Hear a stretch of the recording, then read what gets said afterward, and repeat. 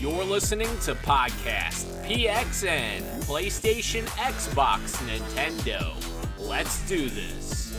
What's up, guys? Welcome to Podcast PXN, episode 35. I am one of your hosts, Daniel Prindle, aka Dan is DTM on Twitter, and I am joined by the pride of PlayStation over Discord, Sean Babiak. And yes, no, that is not Sean behind me. That is my dog that just jumped on the couch perfectly in the frame as I started the podcast. Well, you never know. We have similar features. We both occasionally walk on four legs. Okay. Thank you to everyone watching live and participating in the chat. Just as a reminder, we are live each and every week on YouTube. Just search Podcast PXN and you will find us on there. The topic of the show this week is the Xbox Series X third-party gameplay reveal event. But first, the show... Mouthful. It is a mouthful. But first, the show always starts with the PXN News of the Week, so let's go ahead and jump right in. The first item on the PXN News of the Week is Summer Game Fest has been announced by Geoff Keighley, and apparently this is a very similar thing to what IGN's doing with the Summer of Gaming, except this is going to be something that takes place over the period of 4 months, where basically Geoff Keighley is planning to have multiple events that kind of stage itself in an E3-like fashion, except over 4 months. Xbox has already been announced to have multiple events for this. Obviously, the one event was today, which we're going to talk about in the topic of the show. The other one was announced for July, and that's the big first-party event for Microsoft, which obviously we'll talk about that when that comes to fruition, which obviously I'm very excited for that. They also announced EA Play for June 11th. That will tie into that as well. And I know you said, actually, this really isn't necessarily related to that, but EVO 2020 has been canceled as well. Yeah, I mean, we're just kind of combining all these things all in one because, I mean, it feels like every outlet, even if you're not an outlet, is just announcing some form of digital E3. Yeah.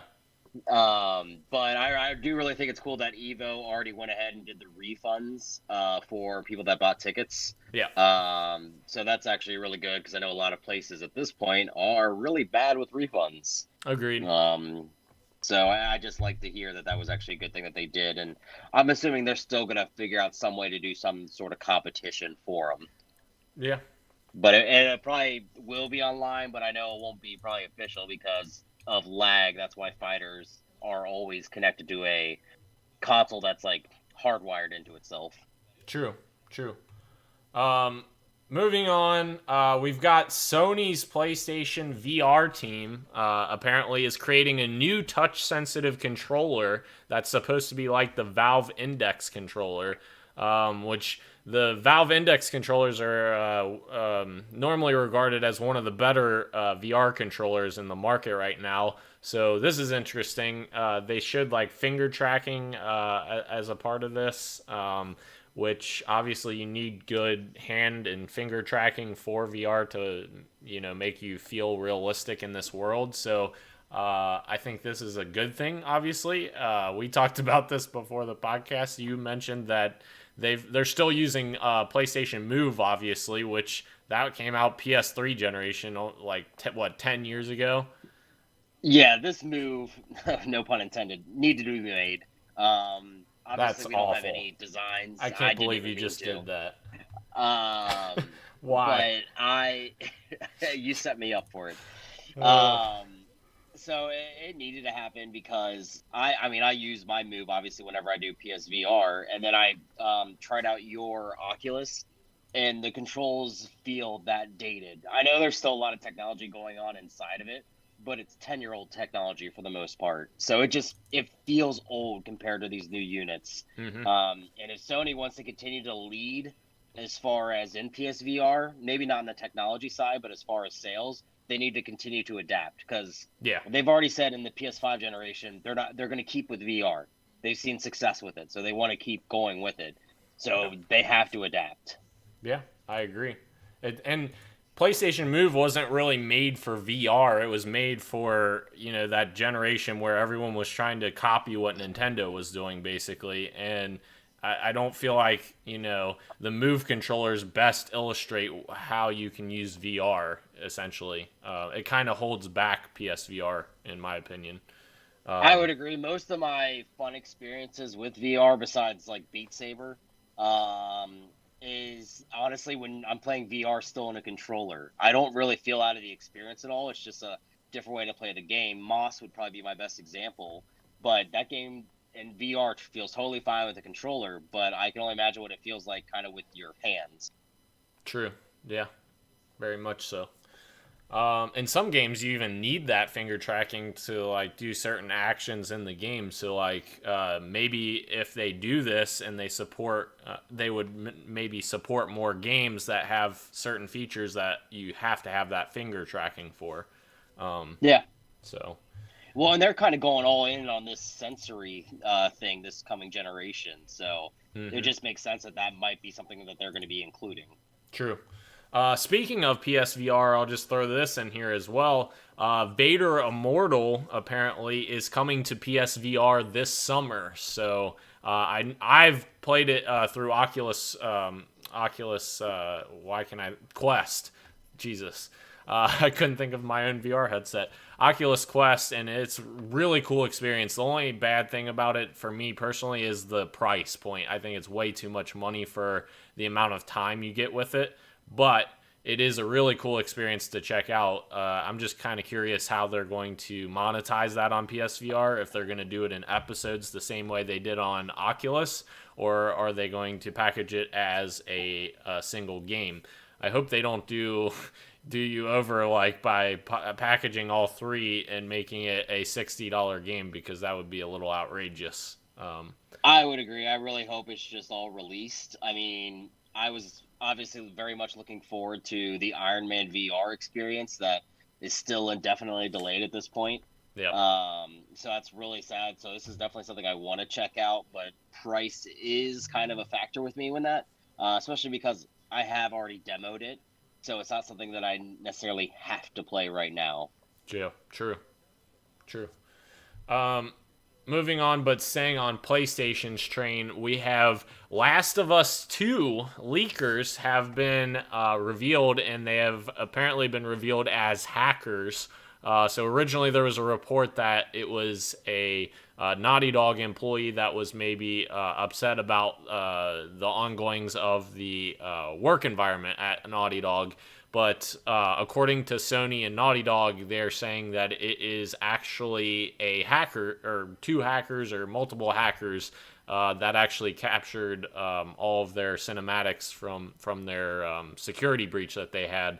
And I think they said the security breach was they found it in like the code of one of their older games, like Uncharted games or something. And that's how they ended up finding the vulnerability to get in there and get their files, essentially. So I thought that was kind of interesting. Yeah, I know you and I talked about this because it was such a discussion from last week for us. That's why I wanted to bring it up, that we kind of want to make sure that at least what's being reported on so far is not that it's a Sony employee anymore. Right. And there is litigation probably going to follow. Everything is still obviously in the infancy as far as them investigating and all that stuff. But we won't go really into as far as what we still feel about Last of Us. I know they just dropped the story trailer. I think it was Tuesday, if I remember right. It was either Tuesday or yesterday. Yep. I haven't gotten a chance to look at it, but that's only because I have gone media blackout on this game, because I know at least myself, I'm going to purchase it, so I don't need to know anything else about the story. Right. Yeah. And the story trailer doesn't really tell you what's going on, but I was a little surprised that without the context of knowing what's going on, there is a spoiler in the trailer, but knowing the context of one of the parts of the trailer, there is a gigantic spoiler in the trailer, but I guess movies and games do that all the time. You don't know the context in which you're watching it. Yeah, I But mean, I avoided every Star Wars trailer for the last 2 movies yeah, because they just spoil everything. Now, granted, after finally seeing the Rise of the Skywalker, maybe I should have, and then I would have saved myself some time.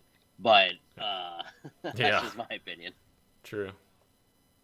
Um, moving on, we've got Jedi Fallen Order, Star Wars Jedi Fallen Order DLC was officially announced and already released, actually, right? Yes, it actually got released on May 4th. Gotcha. Yeah, and there's new skins, challenge modes, battle grid, which I think is like a wave-based battle arena, essentially. Yes. Yep. And It the takes new game place plus. in that on the one planet when you get captured. Oh, It's yeah. midway through the story, so I don't think it's too spoilery.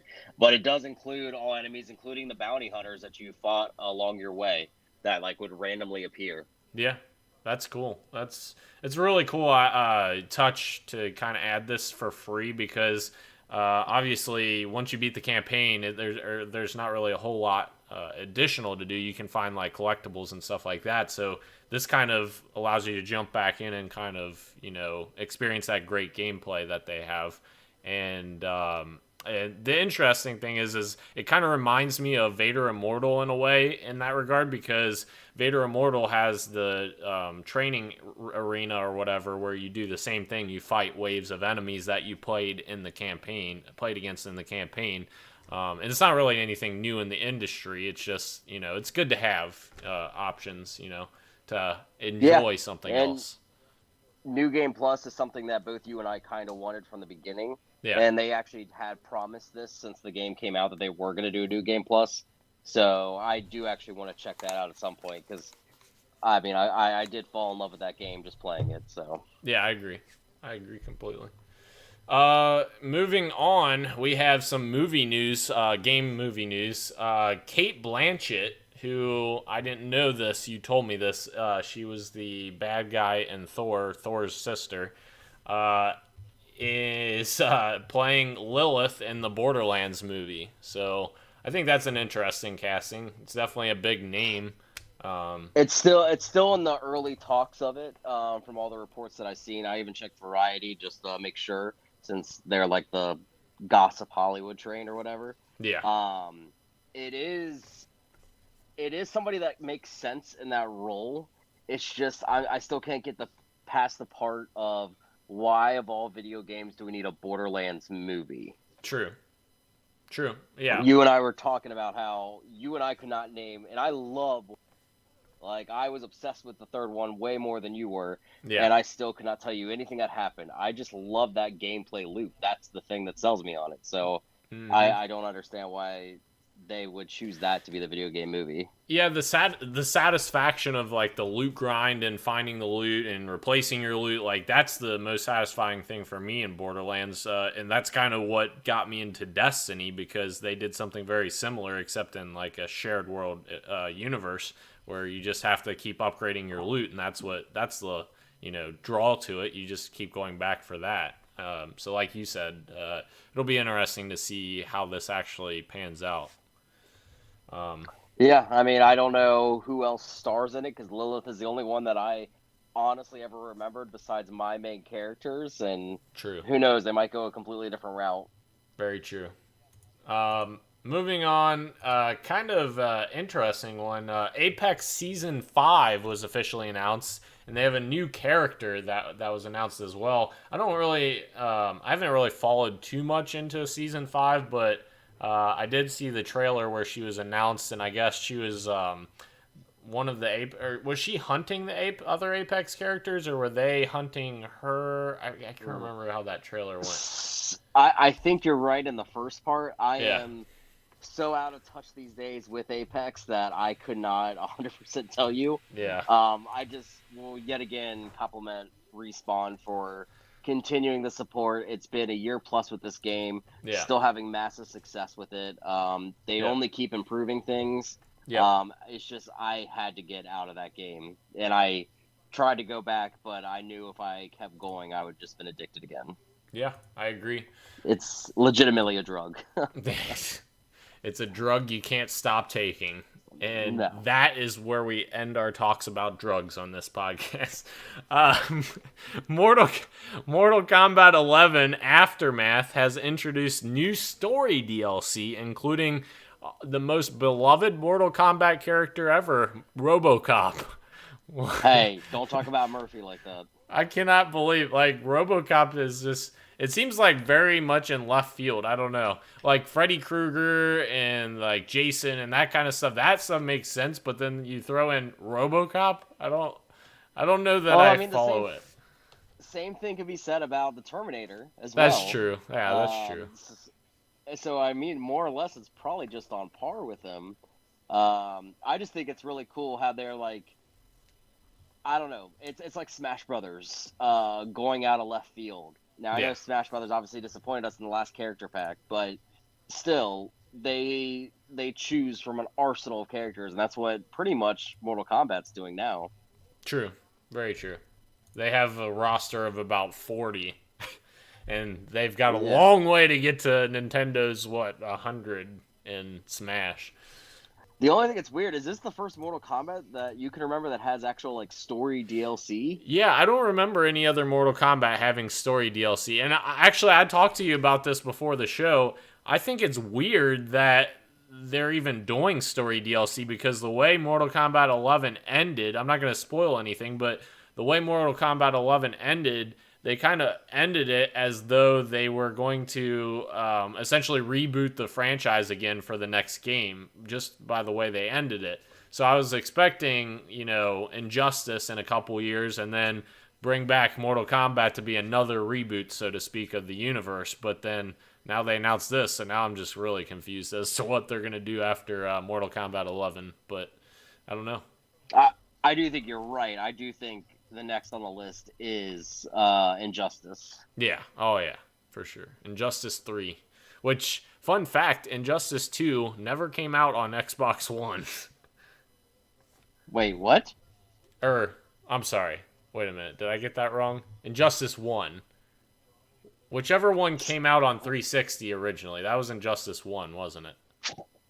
Yeah, that was the PS3 360 generation. Yes, because then they re-released it on PS4, but then they didn't really re-release it on Xbox One because of some weird issue.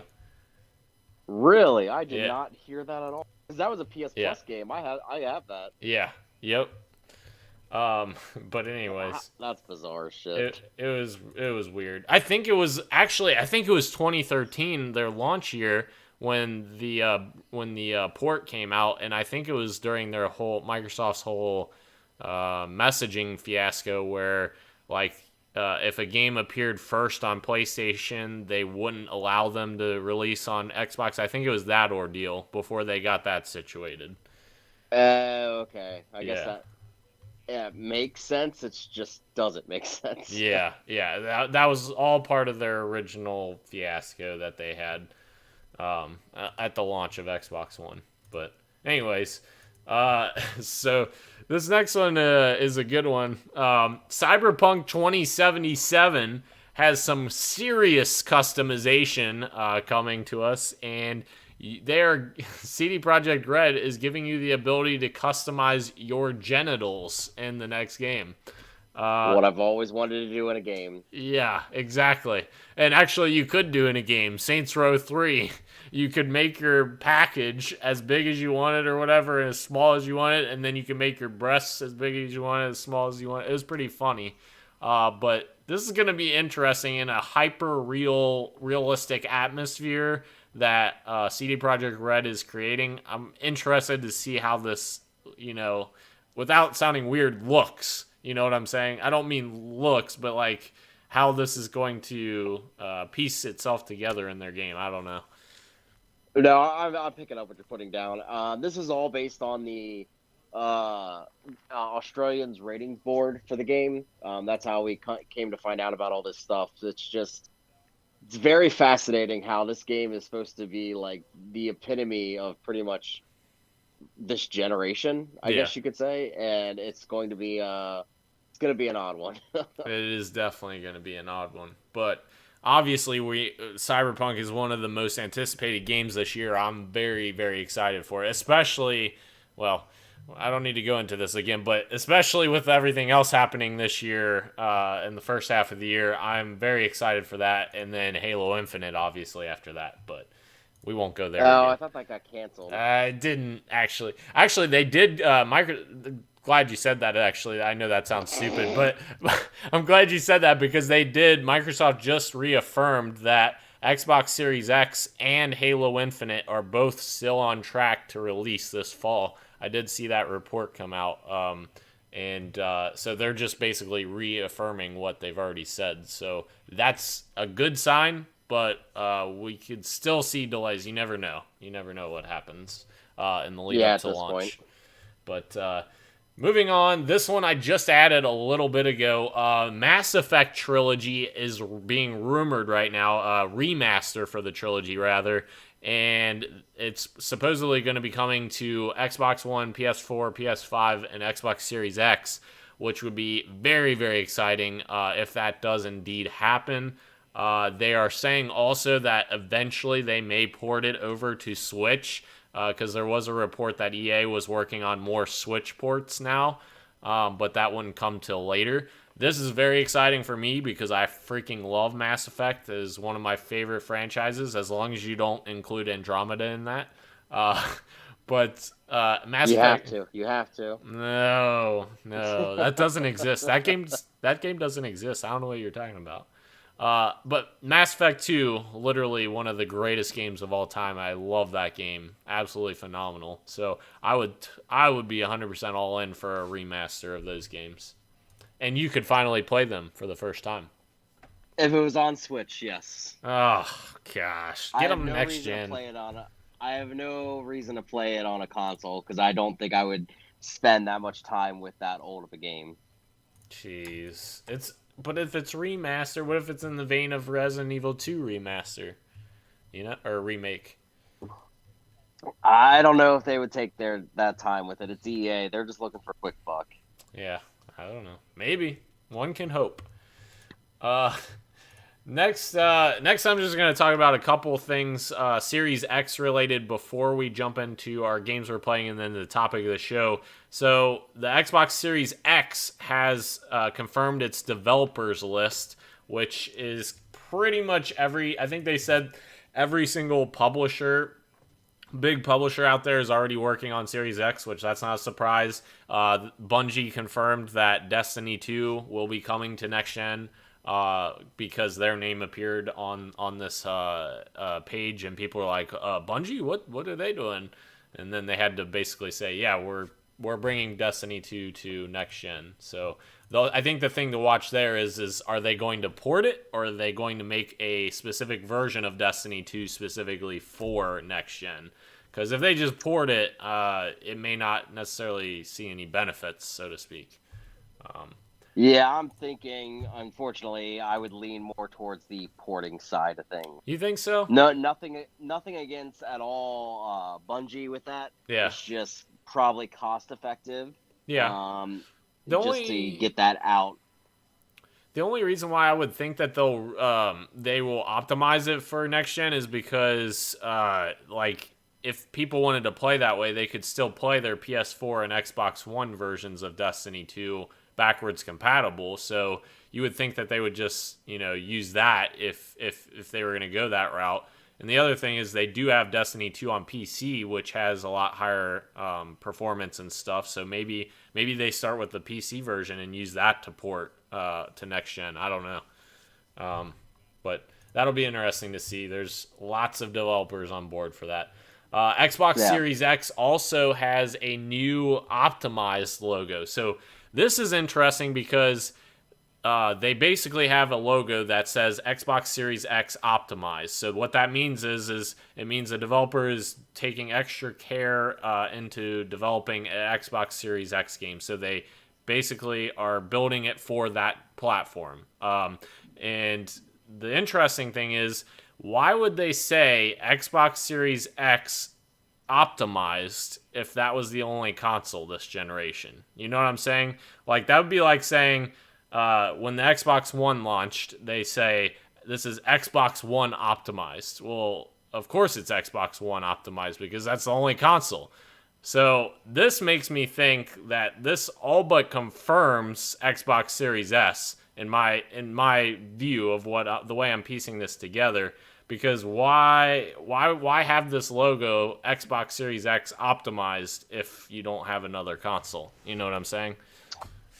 I would agree with you. I still think that it's coming. As far as that Lockhart, the same as you. Like that, it's just a foregone conclusion in my mind. I'm just wondering when that announcement actually comes. Yeah. Because probably, maybe like almost like a few months before launch. I don't think they still do it at their first party conference. Right. But I could be wrong. There is a rumor right now that June, because they're doing something every month, they announced for the rest of the year. And there is a rumor that June will be their platform event or whatever, and that they'll announce Series S at that event, and then July is their first party event, as they've already said. But they haven't confirmed that. That's just what the rumor is right now. But yeah, that'll be interesting for sure. I can't wait till July, though. Somebody's going to have to hold me down for that Halo Infinite reveal. Moving on. I'm good not being in the same room with you during that. Yeah, well, they better not do that during work hours. If they do, I'm calling off work. You know damn well I am. Or I'm going to put in a vacation day. I'm not going to call in sick. I'm going to put in a vacation day. You just said you're calling off work. I'm calling your bosses right now. You can call them because I'm going to put in a vacation day. So, moving on. Games we are playing. I don't really have a whole lot this week. I haven't really been playing that much as of late, but I have been playing a little bit more of Rust, and actually I've really enjoyed what I've played. Me and my friend, we started up a session again, and we essentially everyone got wiped last week, I believe, because they wipe every month because basically you would have people that just dominate the entire map otherwise. So we kind of got a fresh start with everyone else, and we had learned everything the week before, so we kind of built everything up. We actually recruited a random person that we found roaming the world, which he joined us, so that was cool. And yeah, I just continue to have some fun with Rust and some PC games, so that's it. Disgusting. Wow. Disgusting. What can I say? No, I'm just kidding. Podcast PXN. PC, Xbox, Nintendo. That's fine. Forget about the number one console. It's okay. For now. I got two. Okay. So I have two games. One of which is I finally have started going back and playing God of War for PS4. That game is still incredible. I still don't want to talk about any of the spoiler stuff just because it's still a little less than 2 years fresh. Yeah. But do yourself a favor, if you have yet to ever play it, play it. It is such an amazing game. Mm-hmm. I'm playing it on easy. I did remember, actually, I did 100% that game because I never found all 51 of Odin's ravens in the game. Yeah. And because I was playing it on hard and I basically just gave up, I never beat the final Valkyrie. So I actually do want to do that because she was, dude, that was like the most impossible thing to do. Oh, yeah. Same thing with that one boss in Control. It's a side mission, but I was never able to beat him either. But the other game that I played, I actually checked out the demo for Trials of Mana on the Nintendo Switch. So this is the not just reimagining completely because it was used to be just in a 2D 32-bit graphics. This is full 3D of the third game that was only released in Japan back in like the early 90s, if I'm not mistaken on that. But it's actually a lot of fun. And I think it's going to be a JRPG after I'm finally done with God of War and Final Fantasy VII.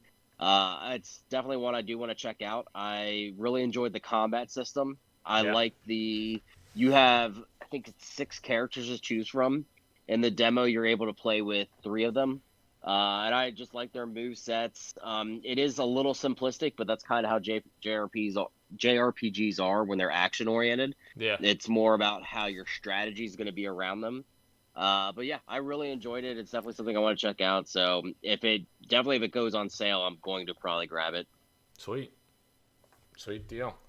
I believe that's it for games we're playing. So moving on to the topic of the show, Xbox Series X gameplay premiere event happened today. So this is obviously third parties only, and this was obviously before the event. I think a lot of people had higher expectations. Necessarily, they were expecting EA, Ubisoft, Activision, everyone, all the big parties they were thinking were gonna show up, and it's like, I guess we needed to temper our expectations a bit, because even I was thinking we would see more of them, but we ended up getting a lot of smaller studios with some really cool stuff that have some launch exclusivity on Xbox Series X, as well as many of them are actually launching with Game Pass as well. That they had a little tag next to it as well that said launching with Game Pass. So that's very cool as well to have access to all those if you have Game Pass. But this is starting Xbox's year of coverage that we kind of hinted at earlier in the show, that they're calling Xbox 2020. So essentially, they are just covering all of next generation the rest of the year, and each month they're going to have something different. So we talked about there's rumors in June of a console event, which may include Series S announcement. There's a July event, which they have confirmed will be first-party studios event. So that's going to mean we're going to see games from all of Microsoft's, not all of them, but many of Microsoft's first-party studios. And Matt Booty, and that's a funny name, but he's the head of first party at Microsoft. It is. He said today on the stream today that we should expect to see games from Ninja Theory, Double Fine, and Obsidian. New games, granted, not grounded from Obsidian, and not the game from freaking Ninja Theory. Why can I not think of the game? Shoot. Hellblade? No. Shoot. The multiplayer game that just came out. Bleeding Edge. Oh, yes, I couldn't think of it. Bleeding Edge. So this isn't Bleeding Edge. This isn't grounded from Obsidian. This is new games, he said. So that's interesting, and Double Fine. So I kind of wonder what they're going to announce. That's kind of interesting. Or maybe Ninja Theory is going to show more Hellblade, which would surprise me because I was thinking that was still at least a couple more years out. And then he said at the end, obviously 343 with Halo Infinite, which obviously. I never even heard of that studio before. That's so weird. Weird, yeah. They're only the greatest freaking studio holding the greatest franchise in history. Okay, that was a stretch. They're only what I meant to say was they're only the studio holding the greatest franchise in history. That's what I meant to say. I was gonna say Halo 5 did a lot more damage than it did good. Yeah, that's true. Moving on, that's kind of the groundwork for what they have in the next few months. Most of the games that they showed in the event today actually are Xbox console exclusives, and as I said, many are Game Pass, on Game Pass as well at launch. So the first one, Bright Memory Infinite. So this one was interesting because when I first saw it, I thought it was Crysis. I thought we were getting another Crysis game because it has very much that tone of Crysis, and it had that like HUD of Crysis, but then as they played on, it got crazier and crazier. Like, he pulled out a samurai sword at one point and, like, blocked an enemy with a samurai sword. And then he, like, used a whip almost. Like, if you've ever played Bulletstorm, the whip that you use to pull people in, he pulled out one of those and pulled people in and then sliced them with the sword and then shoot them with his gun. But the shooting part looked exactly like Crysis. So I was like, man, it looked like an absolutely gorgeous game. It looked like a AAA game as far as graphics go and gameplay. And the interesting thing is this is being developed by one person, one single developer in China. And he's the one making this game. And Obviously, this is a vertical slice or whatever, but man, this looked absolutely insane for one I mean, person. if he can deliver it, I mean, I made the joke to you that he's given the guy from Axiom Verge a little bit of run for his money for being a one guy team. Yeah, true, 100%. The next one, this one was kind of funny because as soon as I saw this footage, I was like, oh, they're porting Forza Horizon to Xbox Series X. But then I was like, wait a minute. This isn't their first party event. They're not going to show Forza Horizon. And then the Codemasters logo came up and I was like, oh, okay, this is Dirt. So Dirt 5 was officially announced, and it's very funny how strikingly similar it is to like Forza Horizon 3 and 4. Like, it has very much the same color palette and the same like tone, and like the rally flags and stuff. It looked very, very similar. So, I mean, it looked all right. I don't think it looked as visually stunning as Forza, but it looked good. I don't know. Dirt 5. I'm not a dirt person. No, I didn't mean how that probably sounded. Yeah. But I don't like dirt either. I'm not a racing guy. So it'll definitely be something that I would pass. It did look impressive though. Mm-hmm. Cool. Moving on, there was a lot of spooky games announced during this event. So I kind of Spooksters. Yeah. I kind of conglomerated them all together here because I thought it was interesting that we got 3 horror games out of there was 8 or 9 games at this event, and 3 of them were horror games. I thought that was kind of interesting. So the first one, Scorn, which was actually a Kickstarter game that was kickstarted, I believe, last year. And it is a atmospheric first-person horror game. They didn't really show a whole lot, but it had the tone of being very mysterious and very I don't know, scary. That sounds. It was creepy. Yeah. I will tell you that it was a creepy trailer. Really creepy. It gave me a lot of Aliens vibes. I don't know if you were big into the Alien movies. Yep.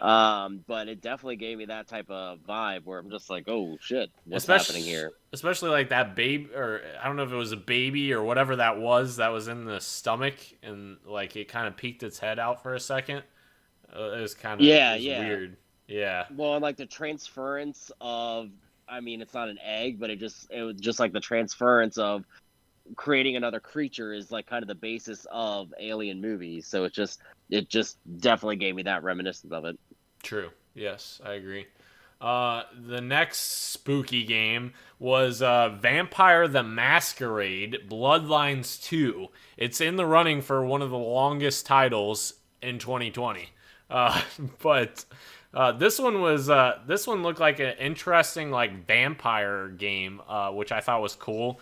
It kind of has its own unique flair to it though, because they had this upbeat music playing throughout the trailer, and it was almost Fallout New Vegas popped in my mind, almost how Fallout has that music that kind of sets the mood or whatever. It kind of had something like that, but in a vampire horror atmosphere. It was really, really bizarre, but it sounds interesting and it looks interesting. This is the second vampire game, right? Yeah, it says Vampire the Masquerade Bloodlines 2. So it's a sequel. I don't remember the first one doing terribly well. Yeah. I remember it because it came out this generation, but I don't know if I remember hearing too much about either praise or non-praise for it. Yeah, the only vampire game I've heard of is the one that's spelled with a Y, the vampire, the YR at the end. I remember that you played one. this weird doctor. Yeah. That was kind of helping people, but also you could choose to take their blood too. Yeah. Yep. So yeah, if they do it right, it might be cool. But like you said, the first one wasn't setting the world on fire, so we'll see what the second one does. Yeah. The last horror game that they announced at this is The Medium, which they describe as a psychological horror game. And this has a couple interesting things. It has the original Silent Hill composer working on this, so obviously they're going to have some good music, some creepy-ass music with this. But also, I feel like this game gave me a lot of like Alan Wake vibes, is the impression I got. Which obviously Alan Wake is a psychological thriller as well, but it really gave me Alan Wake vibes, and I thought that was kind of interesting and it looked cool. Yeah, I mean, I think the resurgence of horror is definitely upon us. Resident Evil, all these remake. Well, I guess ever since 7, it's pretty much been on the rise for all this stuff. Son of So, Rome. I mean, it looks like Jesus. Looks like Xbox is really just kind of going full on with their partnerships with this whole thing. True. Moving on to the next one, a game called Chorus was officially announced. This is by Deep Silver. They're the publisher. And it looked like a kind of like a space combat game, but it looked like it had a strong emphasis on story, which sounds interesting. Coming in 2021. What did you think? Did you see that? I think you did. I did, yeah. I thought it really like made me think of like an adult Star Fox. Oh yeah. And then 2, it almost made me think of also what could have actually become of Velocity X. I don't know if you ever played that on the PlayStation, but that was a really fun series. So it's just, I think it's funny how it's really, to me, it shows what could have become of that. But it looked dope, dude. I mean, that's like the best description I can get to it. It actually looked really cool. It looked dope. I really enjoyed the trailers. Not to like kind of derail us, but I really enjoyed the stuff I saw. You and I both had tempered expectations when it came to what was going to be shown off. Yeah. So I don't think you, maybe at least myself, I was not disappointed. Yeah. I do like smaller experiences. Yeah. But I think so far from everything that I've watched, I haven't watched everything, but a lot of this stuff just looks really cool. Yeah, I agree. Everything looked really cool. I think I was maybe slightly disappointed that we didn't see a couple more bigger games, but yeah, like you said, everything that they showed looked really cool and interesting.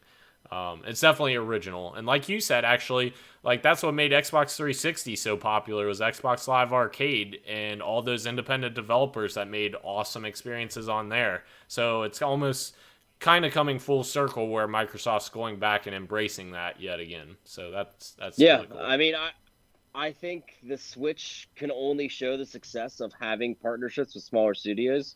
Yeah. I mean, I don't think the Switch would be as successful as it is without those partnerships at this point in time. I agree. And I really am thinking that Xbox, even not just with this conference, but what they're just showing off essentially is really setting themselves up to be the talk of the console wars, basically. Yeah, for sure. And everything they've done thus far has been consumer friendly, obviously with them being behind in the console race.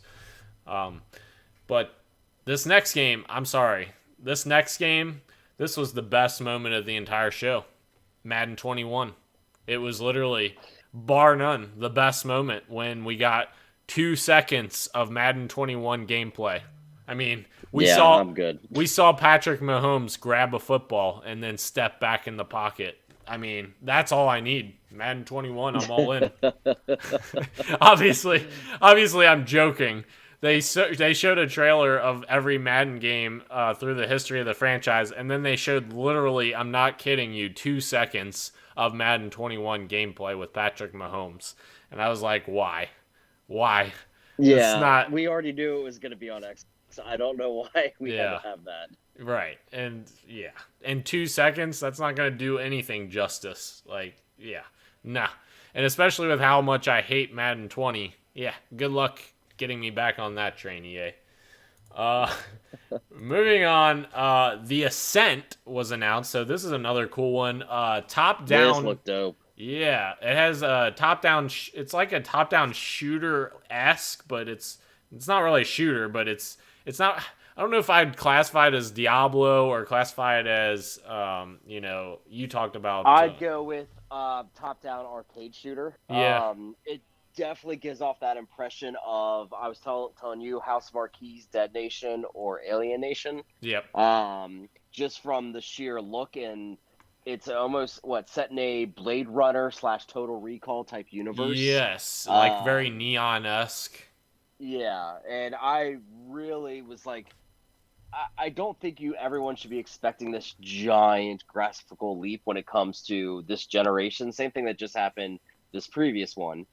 But continue to look for these things that are almost invisible to the naked eye unless you're looking for it. But this game showed off like so many particle effects going on while you have all these enemies around you too. Yeah. Like the amount of stuff that's happening on screen, that's what really next gen brings to the table is all Hmm. this stuff creating more and more real life situations. Yeah, and not everything is visual related either for next gen. Like, I did just remember this that Dirt 5 has a feature where you can play 120 frames per second. They announced that with Dirt 5. So it just gives you another way to play essentially. I'm assuming that'll probably be like 1080p, 120 frames per second. Just to give people the option of fluidity over, visual fidelity. So Yeah. that's kind of going to be the benchmark for next generation is performance more than visuals, I think. Yep, But I would agree on that. moving on, our next one is Scarlet Nexus that was announced. This is from Bandai Namco, and obviously I am not going to be great to explain this one because this is a Japanese RPG, so it's not really in my Japanese wheel. out the ass. Yes, Oh it my is. god. It is not in my Uh, wheelhouse. it did look pretty dope. It's like I wouldn't say it's an anime. It really looked like that Astral Chain game that came out last year on the Switch. Oh, As far as the aesthetic for it, enemies looked very creative and odd. But like I say that in a good way.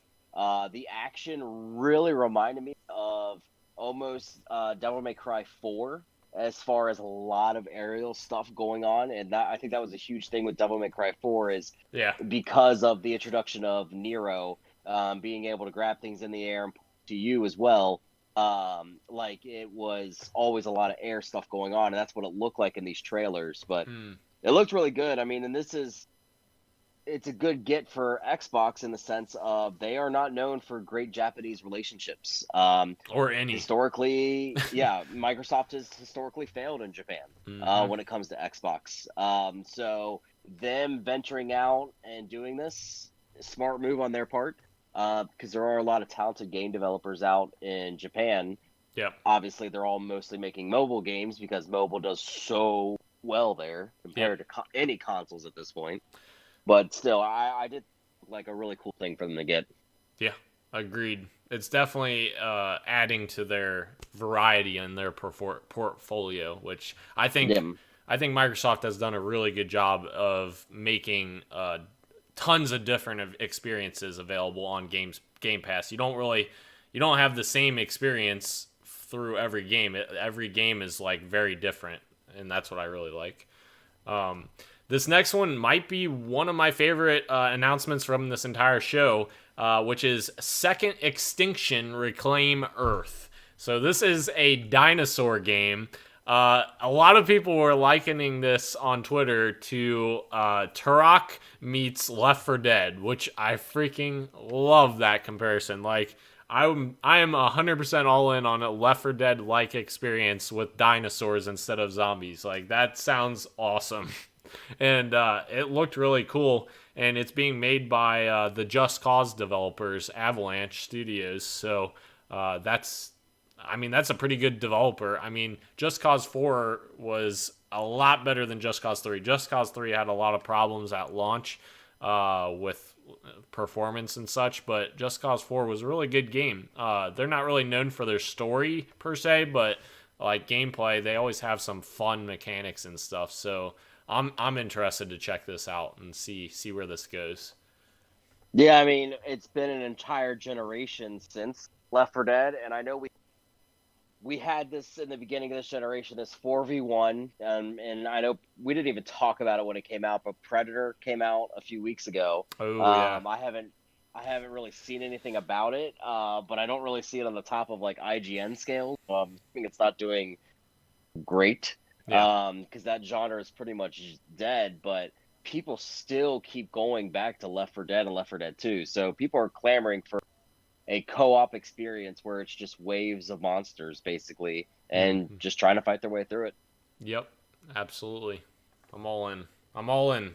Give them everything. I want more Dino games. Capcom, give us a freaking Dino Crisis game remake. Oh, I will cry. Fun fact, my E3 2018 video where I was watching the Halo Infinite trailer, I thought that was a Dino Crisis game being revealed. So, fun fact. Well, that didn't go well for you. No, it went extremely well because I thought it was Dino Crisis and it ended up being Halo Infinite.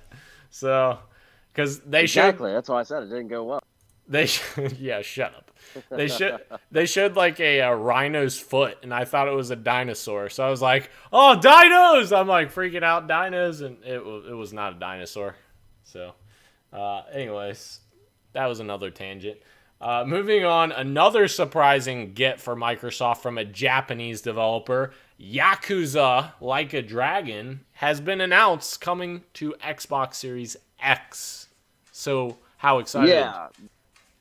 Well, you and I both are not any experts or even have much experience with the Yakuza at all, but no. I made mention of this because Yakuza is typically a PlayStation game, and this did technically come out in January of this year. Yeah. Came out on the PS4 in Japan only, though. But it has yet to be announced to America to PlayStation, let alone come out on any of the next-gen consoles. And for Xbox to, I guess, steal this announcement, in my mind, is a pretty big deal because of its association. Yeah. I don't know how many true fans. This is technically a spin-off of Yakuza, where it's more action RPG-like than it is beat-em-up. But just to have this name be announced on your stage, I liken it to when Final Fantasy used to always be associated with Nintendo until Final Fantasy VII. Yeah. And now everyone associates Fantasy with PlayStation. Yep. I'm not saying we're looking at that type of thing going with Yakuza, but if you don't protect your third-party IPs, that stuff can happen. Absolutely. And even Metal Gear did the same thing for Metal Gear Solid 5 when Kojima came out on Xbox's stage. Obviously, he was on both stages because that game took forever for them to make, but he came out on Xbox's stage for the first time in a long time. Actually, since Rising Revengeance, that he announced that game on Xbox's stage as well, I believe. Ooh, good spin-off game. I love that game. Did you? That was such a fun. The story was even more jumbled up than normal Metal Gear Solid. Yeah. But that was such a fun action game. Yeah, I never even played it because the Metal Gear story just confuses me. And at the time, I was like, I don't want to get into that. And then Metal Gear Solid 5 came out, and I was like, this game is a lot of fun. I may not know what's going on, but it's fun. The sad part is like, I understood everything up to Metal Gear Solid 3, like midway through. Yeah. And then everything just gets thrown through a loop, and then it just continues from there, and then obviously 5 has the biggest spoiler as far as what you're doing the entire game. Exactly. That's the biggest spoiler. I mean, honestly. I have no idea. I don't know. Did you not beat 5? Oh, no, I didn't beat it, but I also wouldn't have any idea what it means anyways. My friend explained to me what happens at the end, but I was like, oh, okay. Yeah, I don't know. Oh, okay, yeah. Yeah. I don't understand the characters or anything, so it means nothing to me, essentially. So I don't know anything. Moving on to our last thing, so Assassin's Creed Valhalla. This was a little bit divisive. People talking about Valhalla online about what they showed. Not about the game, but about what they showed. People were upset that they didn't show more gameplay. It very much felt like a cinematic trailer instead of a gameplay trailer. Like, Ubisoft literally spent last week hyping up this week for them to reveal gameplay. And they really, they did a little bit, but they really didn't reveal it, if you know what I'm saying. But I 100% know what you're saying after watching that trailer. yeah, I'm not saying I was disappointed because, again, it's a game I'm getting no matter what. I told you guys last week I already pre-ordered it. yeah, But yeah, that's a little bit or not a little bit. That's a lot of it misleading.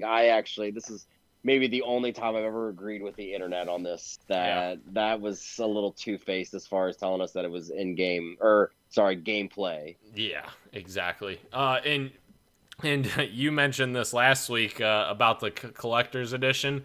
So here's my collector's edition collection behind me on the wall. If you're listening, if you're an audio listener, you'll have to go on YouTube and pull us up on there. Podcast PXN on YouTube.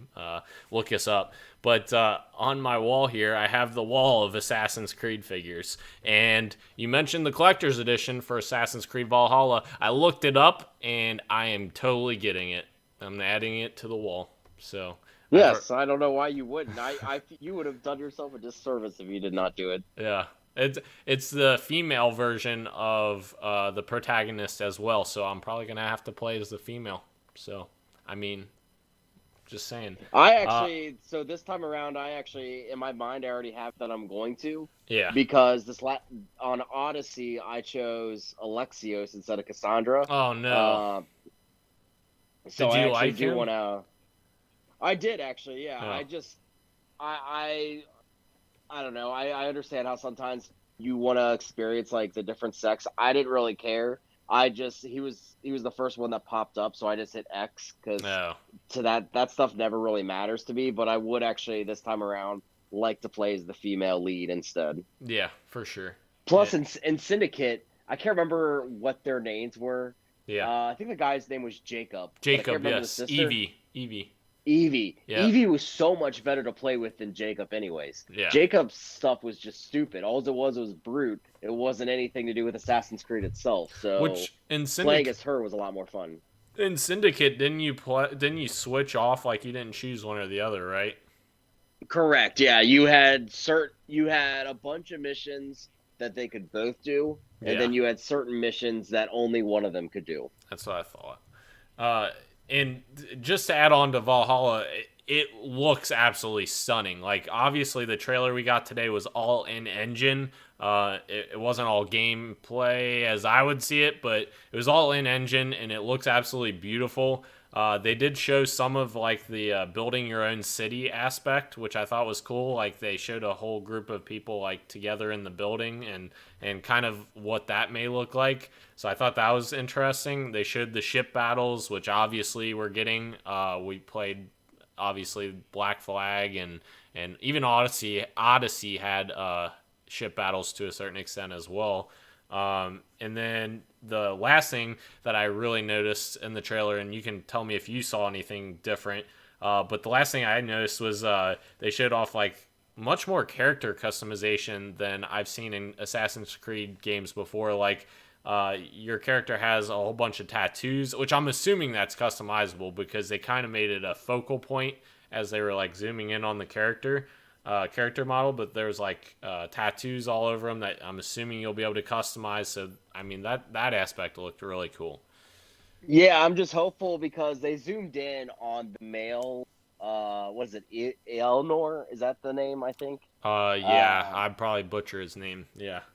But they zoomed in on his face twice, so and you see that massive scar down the side of his face. So I'm hoping that's also part of the customization that I can basically have a battle-torn or battle-worn version of my character, whereas you could be, hey, I just want my guy to be clean-cut and looking like he's never lost a battle or never gotten hit in battle type deal. Yeah. So I hope that is the customization because I think that would be really cool to see some people's ways that they want their character represented. Yeah, I agree completely. It's basically your own version of the character, kind of like Commander Shepard in Mass Effect. It's the same idea. Yeah. So, anything else to add to the end of that for our event? No, I mean I thought it was exactly what I expected to get. For the most part, I could see maybe wanting one or two other third parties. I think it might have been a mistake for them for them not to have all the Assassin's Creed stuff that got out last week on this one. I think that would have sent everything over the top personally. Yeah. But I really like these new and creative games that they're bringing to the table with their partnerships. Yeah. I'm especially looking forward to The Ascent and Chorus. Those are both on my radar at this point. And I can't wait to see the Second Extinction Reclaim Earth game, because I love dinosaurs in games and I want to see more of them. More of them. Yeah, I won't lie. So Yeah. I think I said it on the last week's show. I have full plans on getting an Xbox Series X at launch. Yeah. I put my list on both, or my name on both the lists for Best Buy and Amazon. Yeah. But if I do, I think no matter what, you'd be stupid not to get Game Pass. So I think that's what I'll obviously do. Yeah. And hopefully that Second Extinction is part of it, because that actually looks like something I would like to join in, but only like with friends like you, like a game that I would actually like be able to converse with people. Oh yeah, absolutely. Play co-op with. But I wouldn't be able to play with you anyways, because there's no way I'm prying you from Halo Infinite. Yeah, that is true. That is true. It's gonna be a chore for someone to get me off of Halo Infinite, unless 343 just butchers it, which, may God help us all if that happens. Because I will murder everyone. No, I will not. So if everyone ends up murdered, it's not me. Okay. Anyways, that's the end of the show, guys. Wait, before we go, Sean, how many days until July? It's not soon enough! We need July here now. Halo Infinite. I was actually going to give me the amount of days. I know, and I need it now. Thank you guys for watching us live. Just as a reminder, you can watch us on YouTube each and every week. We are live, usually Wednesdays. This week was Thursday. Last week it was Thursday. You just never know with us. But follow us on Podcast PXN on Twitter, Facebook, Podcast PXN, and you'll always know when we are going to go live with that. So that's it, guys. Thank you, and much love, and keep on gaming. Deuces.